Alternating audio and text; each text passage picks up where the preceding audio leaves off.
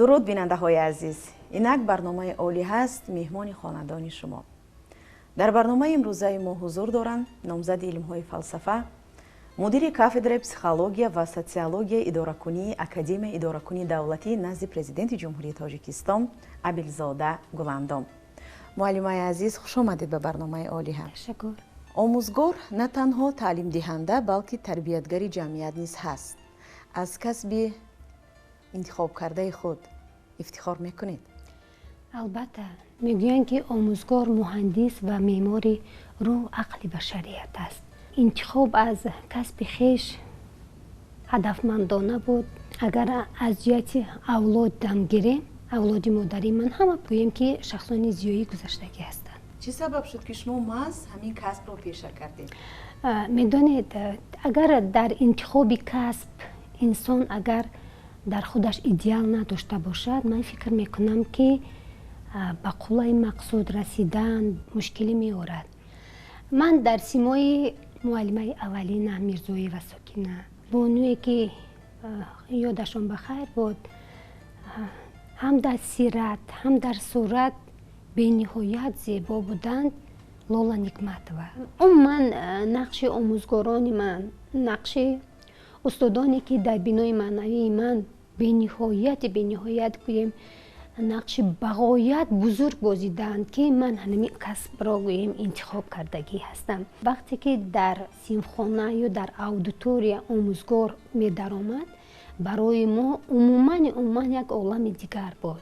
сару либоси вай, нигоҳи вай, ҳатто роҳ рафтани вай ё нигоҳи онҳо барои мо гӯем ки яъне таъсири дигар дошт.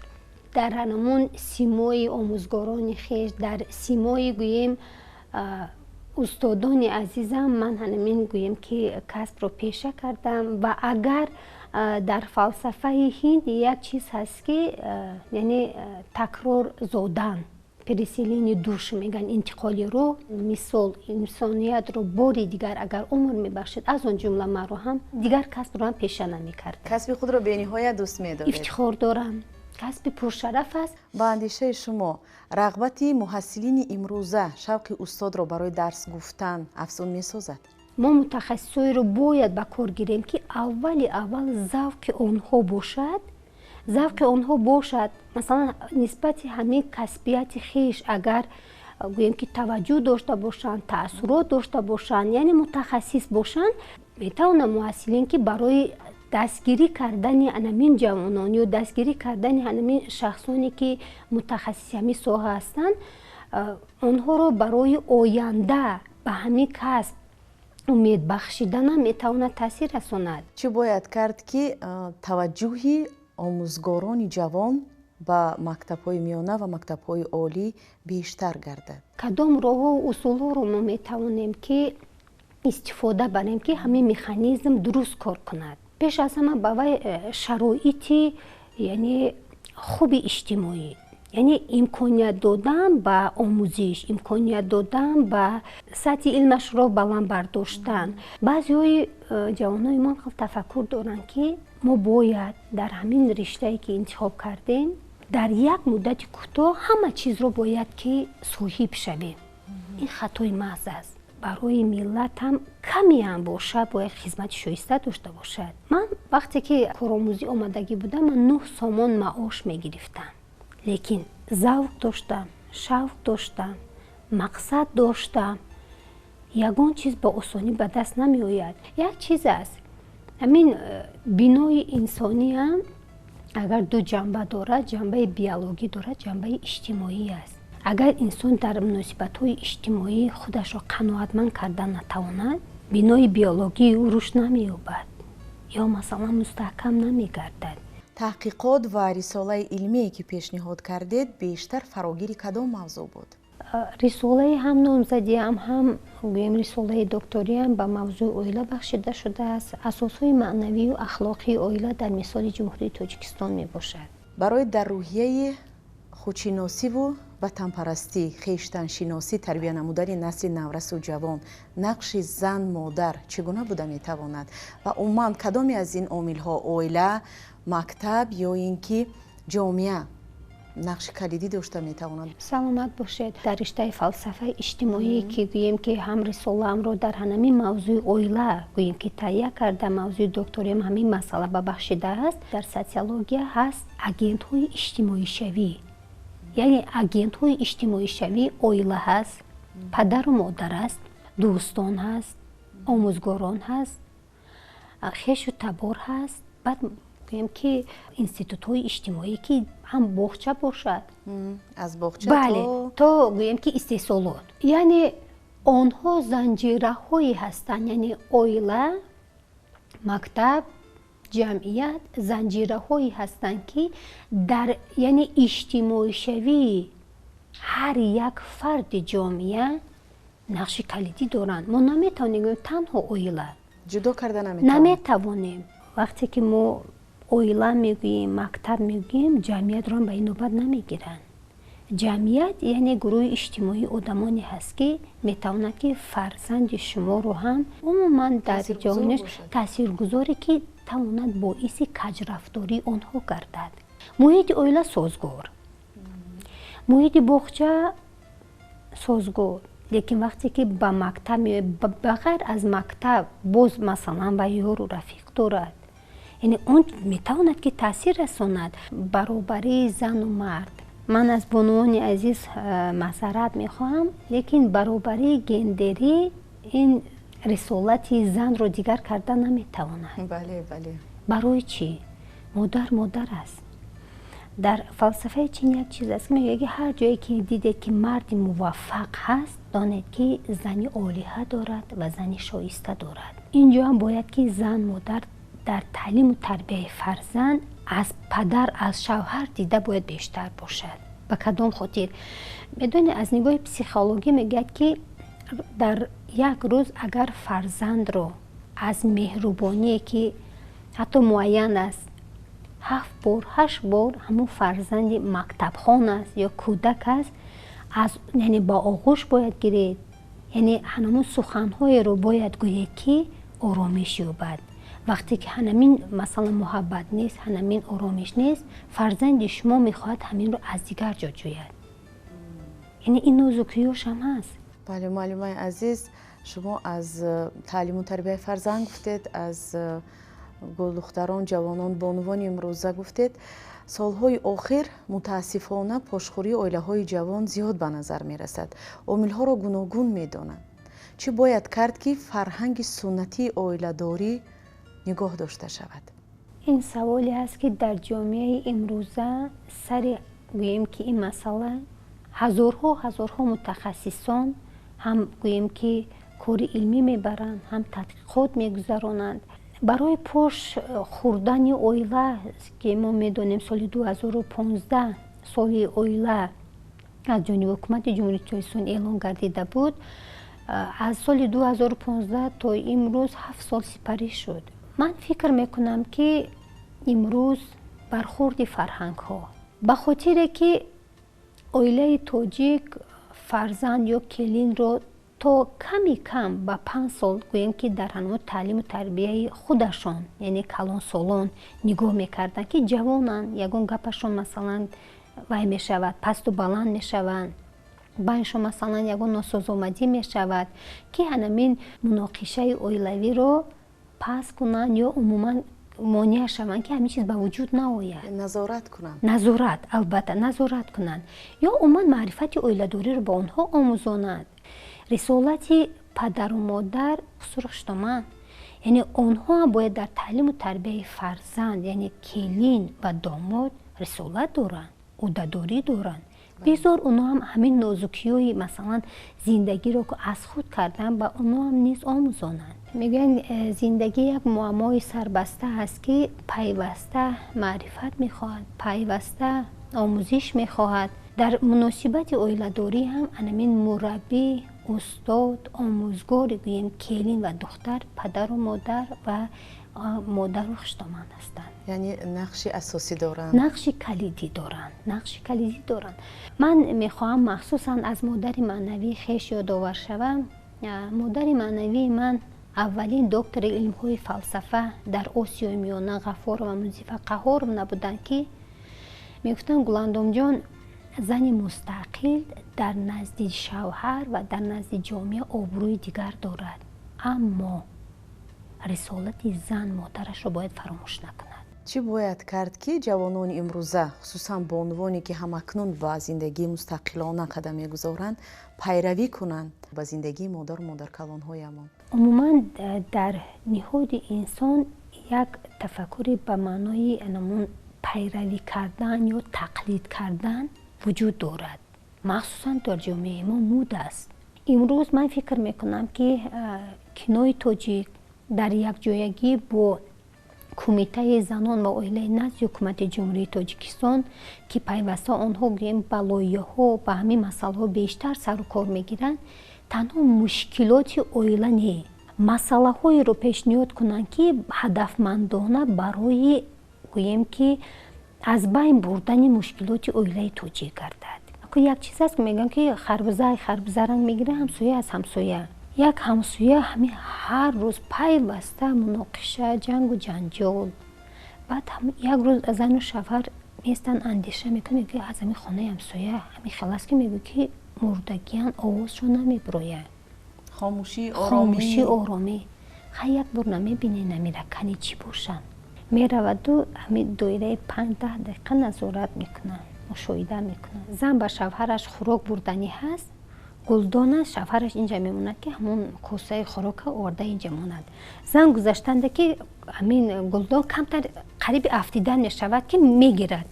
شوهر زنش میگه میبخشید عیبی من بود که من اینجا موندم، میگه نه عیبی من شد که من اینا ندیده موندم. اکن بینید تفکر بینید. اون زنی همسایه همین دیده شوهرش میگه که در اون عائله همشون یک دیگرشون گناهکار حساب میکنه، برای همون جنگ نیست. میگویند زنی عاقله باعث خوشبختی مرد میگردد. از نگاه فلسفه تا کدام درجه اساس دارد؟ یک روایت هست که میگویند زن خوب فرمانبردار پارسا کنند مرد درویش را پادشاه. یا به طور دیگه میگویند که زن مرد شاه است و زن وزیر او. و آینده بین بودن اگر انسان نباشد، پس همون انسان همون زن یعنی به طور دیگر بگیم اپتیمیست نیست، نیکبین نیست. اون برای امروزش زندگی میکند و حتی برای پگاهش هم اندیشه ندارد. یک فکر عادی، یک نظر عادی. زنی که گوییم که سرشته کار است، خانه همه وقت گوییم که از نانم هست، از دانم هست، همه چیز هست. زنی که گوییم که دوراندیش هست، مالش کدام خانه دا گپ نیست، بین کدام زن و شوهر به همه چیز مثلا خوردگیری کردنم درست نیست. یعنی من فکر میکنم که زن خیرانمند، زن عاقله زنی هست که در تربیه فرزند، در تربیه شوهر، در نگاه و بین شوهر اون روحان و جسمان باید که برای همین گوییم که عائله آماده باشد، در کدام حالتی که نباشد. وزیر گفتنش همین است که مرد همه وقت باید که به زنش تکیه کرده تماند. برای چی؟ برای که بینید هر یک مسئله که می شود همین در تاجیک ما هست، اگر یا زنک میگویند یا اوچش میگوید یا کمپیر میگوید، هم مثلا یا رئیسه گفته بعضی هم خلا هست میگه کنی بیا یک مصلحت کنیم. بله بله. پس یعنی از اون اگر مصلحتی خوب برآید، اون میتواند که ستون خانه باشد، چراغ خانه باشد، در گویم که پایداری اقتصادیات عائله میتواند. پس اگر اقتصادیات عائله خوب باشد، مردم قامتش راست کار می رود، خاطر جمع می آید که فرزنداش هم مثلا عهده کرده می تواند. برای خوب باشه. مشاور خوب، مشورت وزیر گفتنم همین است که یعنی که اون باید مصلحتچی خوب باشد، مصلحتگری خوب باشد. شما امروز با مهر و محبت از زندگی، از عائله، از کسب خود گفتید. رسالت بزرگ مادری را بر دوش دارید. درسته. و میگویند که هر یک بانو وقتی که مادر می شود، بعد به قدر مادر می رسد. به قدر بیخوابی شبانه روز مادر، زحمت و مشقت مادر می رسد. و امروز مادری طفلک دوسترویی که هنوز 4 سال دارد هستید، میخواستیم وصف مادری خود میکردید. میدونید аз ҳама гӯем ки саволи мушкилтарине ки бовар кунед барои ман ҷавоб додан аст ҳамин аст. Модари ман дар оилаи зиёӣ ба дунё омада буд ва як шахси аз ҳад зиёд меҳрубон буд. бениҳоят меҳрубон буд. 5 духтар ва 2 писари ҳастем дар оила ки ҳама соҳиби илм ҳастем. ина ман фикр мекунам ки ба тариқи шири модар мер ба илм, мер ба гӯем ки таълим аз ҳамон ба мо гузашта ҳаст. То қайди ҳаёт будан пайваста аз маҷалҳои илм ва ҳаёт, адабиёт ва санъат вай мекардан, мутолиа мекардан. Пайваста барои чӣ ман аз муҳаббат мегӯям? муҳаббати модар барои равнақ ёфтан, барои рушд ёфтан, барои мавқеи фарзандро дар ҷамъият, яъне ба як мақсуд расонидани фарзанд, муҳаббати модар бениҳоят гӯем вай мекунад, хизмат мекунад. лаҳзаҳои хотирмон ки бо модар доштед? ёдоварӣ аз модари ман як чеҳраи нуронӣ доштанд. аксарият вақте ки манам мебинам мегӯяд ки ҳам қадар симод ба модарат монанд аст. ба модар шабоҳат доред? бале, лекин ман фикр мекунам ки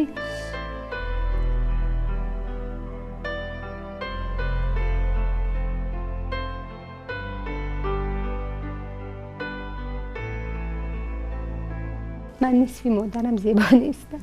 дугонаам вақте ки вай мекарданд бадтар гуфтанд. тангуландам ҳар вақте ки модаратон шуморо гусел мекард,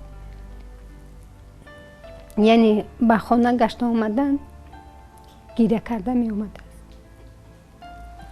ашки шодӣ буд, ашки фикр мекунам ҷудоӣ, ашки ҷудоӣ ва ашки ифтихорам буд. вақте шумо ба хондан мерафтед, бале, ифтихорам доштанд ки фарзанди ман барои соҳиб маълумот шудан меравад.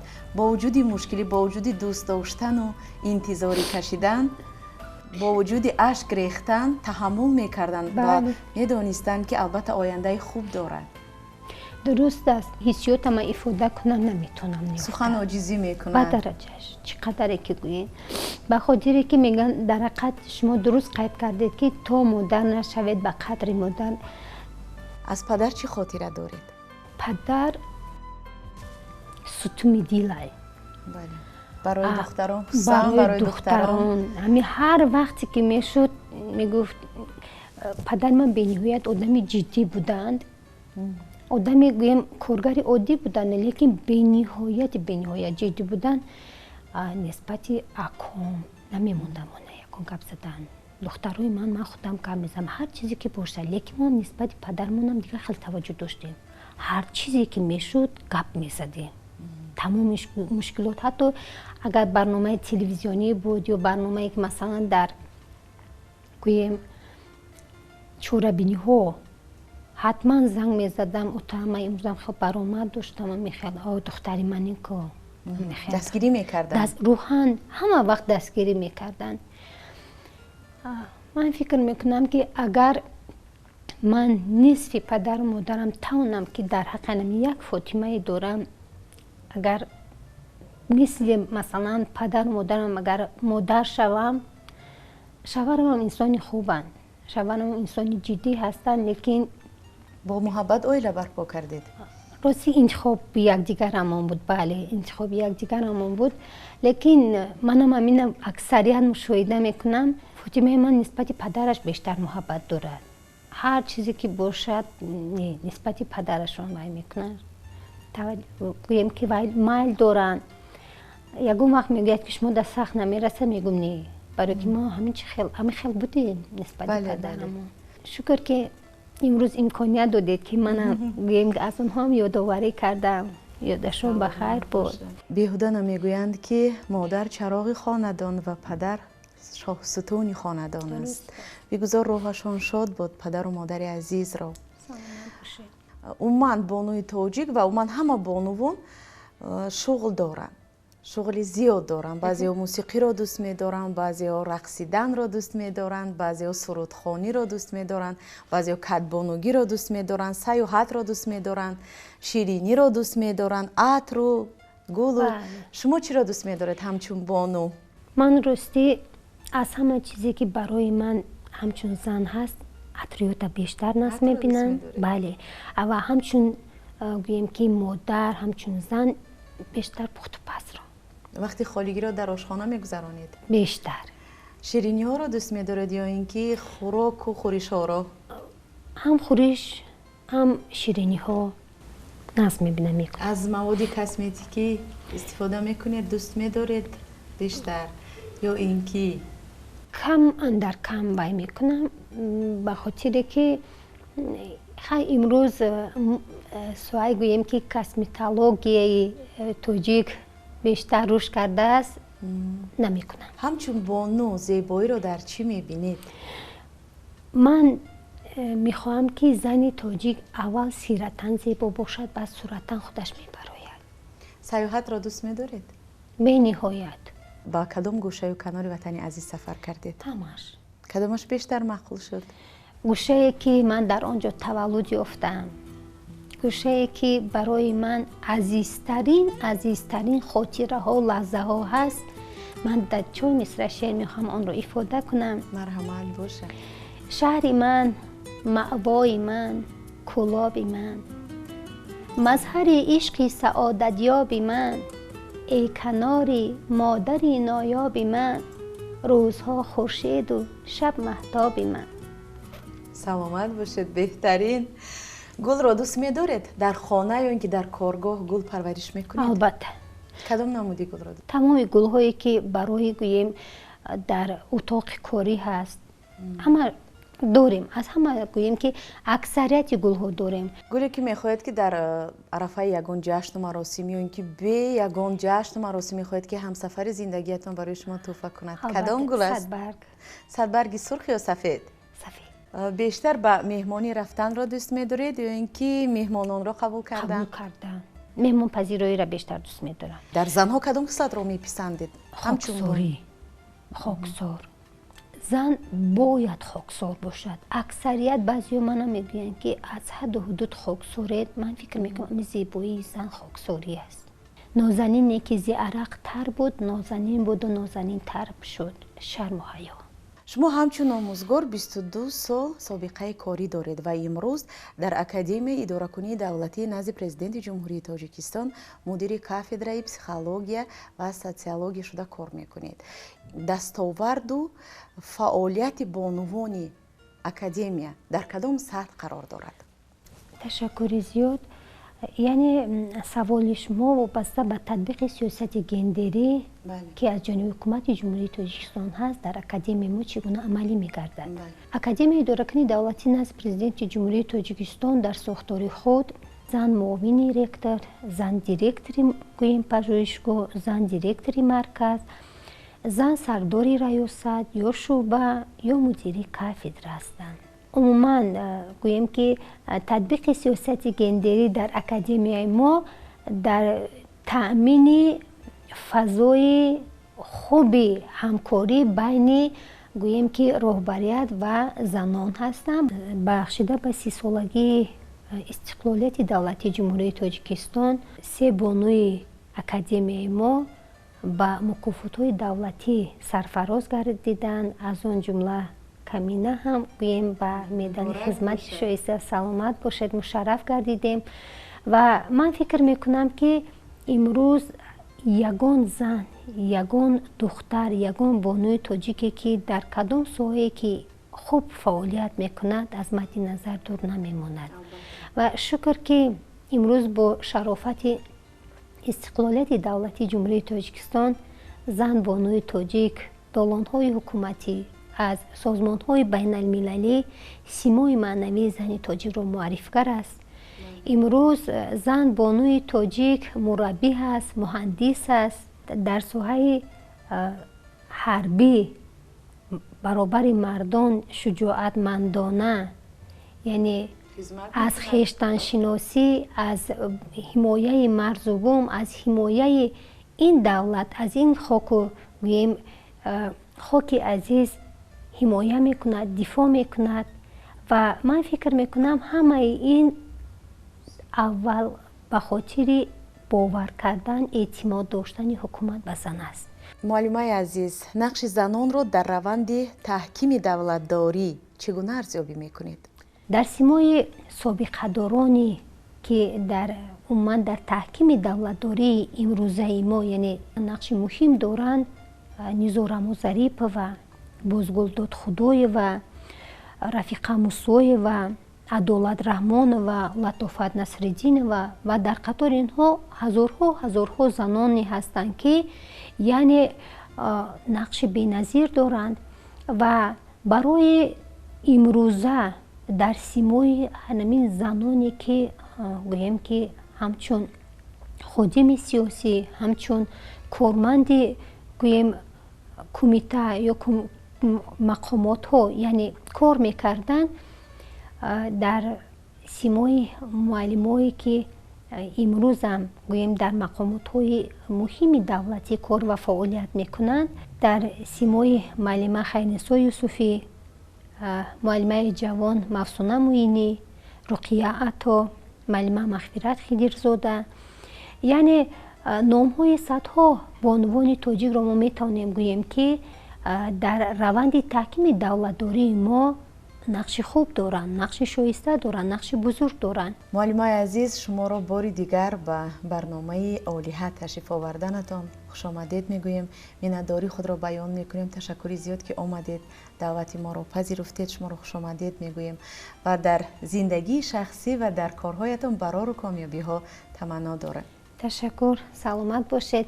من هم از فرصت مناسب استفاده کرده جهانی سپاس به شما، به کارمندان شما که چون برنامه اولیه بخشیده به معرفی کننده سیمای زن تاجیک، یعنی من فکر میکنم تهیه گردیده است، یعنی ارزنده است، شایسته است و این برنامه میتواند که بار دیگر به گوییم که دیگر ملت ها، دیگر خلقیت ها میتواند که یعنی مقام و منزلت زن تاجیک را معرفی کند.